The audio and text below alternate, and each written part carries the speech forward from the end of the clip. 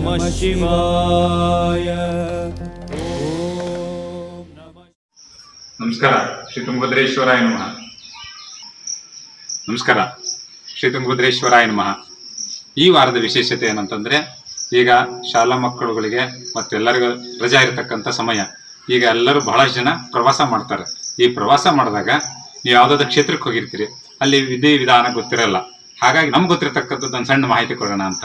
ಏನಂತಂದ್ರೆ, ಬಹಳಷ್ಟು ಜನ ಈಗ ರಾಮೇಶ್ವರ ಅಂತ ಹೋಗ್ತಾರೆ.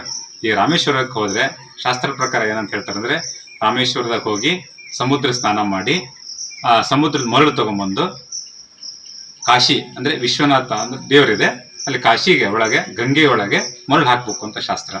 ಆಮೇಲೆ ಅಲ್ಲಿದ್ದು ಗಂಗೆ ತಗೊಂಡ್ಬಂದು ಅದನ್ನ ಸಮುದ್ರಕ್ಕೆ ಕಾಶಿ ಗಂಗೆ ತಗೊಂಡ್ಬಂದು ಅದನ್ನ ನೀರು ತಗೊಂಡು ರಾಮೇಶ್ವರದಿರೋ ಸಮುದ್ರಕ್ಕೆ ಹಾಕಿ ಬರ್ಬೇಕು ಅಂತ ಶಾಸ್ತ್ರ ಹೇಳ್ತಾರೆ. ಈ ತರ ಮಾಡೋದ್ರಿಂದ ಶ್ರೇಷ್ಠ ಫಲ ಅಂತ, ಒಳ್ಳೇದಾಗತ್ತೆ ಅಂತ.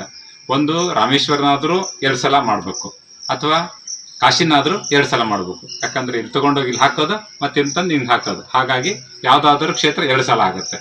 ಈ ತರ ಮಾಡೋದ್ರಿಂದ ಬಹಳ ಫಲ ಸಿಗುತ್ತೆ, ಒಳ್ಳೇದಾಗತ್ತೆ ಅಂತ ಕ್ಷೇತ್ರದ ವಿಧಿ, ಅದು ಚೆನ್ನಾಗಾಗತ್ತೆ ಅಂತ. ಆಮೇಲೆ ಕಾಶಿ ಹತ್ರ ಹೋದಾಗ ಬಹಳ ಜನ ಪಿತೃಗಳದ್ದು ಸದ್ಗತಿ ಸಿಗ್ಲಿ ಅಂತೇಳಿ ಕಾಶಿಯಲ್ಲಿ ಮತ್ತು ಗಯಾದಲ್ಲಿ ಪಿತೃಗಳಿಗೆ ಸದ್ಗತಿ ಸಿಗ್ಲಿ ಅಂತ ಮಾಡಿಸ್ತಾ ಇರ್ತಾರೆ. ಅದು ಪಿತೃಗಳು ಏನಂತಂದ್ರೆ, ಪಿತೃಗಳದ್ದು ಗಯಲ್ಲಿ ಏನಂತಂದ್ರೆ ಬ್ರಹ್ಮ ಕಪಾಲ ಇದೆ ಅಂತ, ಅಂದ್ರೆ ಬ್ರಹ್ಮದೊಂದು ತಲೆ ಇದೆ ಅಂತ. ಅಲ್ಲಿ ಹಾಕೋದ್ರಿಂದ ಹಿರಿಯರಿಗೆ ಸದ್ಗತಿ ಸಿಗುತ್ತೆ ಅಂತ. ಯಾವುದೇ ಜಾತಿ ಇರ್ಬೋದು, ಜಾತಿ ನಿಮಿತ್ತ ಅಲ್ಲ, ಯಾರು ಬೇಕಾದ್ರೂ ಮಾಡಿಸ್ಬೋದು. ಮಾತೃಗಳಂದ್ರೆ ತಾಯಿದಾದ್ರೆ ಗುಜರಾತ್ನಲ್ಲಿ ಬರುತ್ತೆ, ಪಿತೃಗಳದಾದ್ರೆ ಗಯಾದಲ್ಲಿ ಬರುತ್ತೆ. ನಿಮಗೆ ಎಲ್ಲಿ ಅನುಕೂಲ ಆಗುತ್ತೋ ಆಗ ಹೋದಾಗ ಹಿರಿಯರಿಗೆ ಸದ್ಗತಿ ಸಿಗ್ಲಿ ಅಂತ ಮಾಡಿಸಿ ಒಳ್ಳೆದಾಗಂತ ಹಾರೈಸ್ತಾ ಬಯಸ್ತಾ, ನಿಮ್ಮ ಕ್ಷೇತ್ರಕ್ಕೆ ಹೋದಾಗ ಆಯಾ ಥರದ್ದು ನಡ್ಕೊಂಡ್ರೆ ಒಳ್ಳೆದಾಗಲಿ ಅಂತ ಹಾರೈಸ್ತಾ ಎಲ್ಲರಿಗೂ ನಮಸ್ಕಾರ.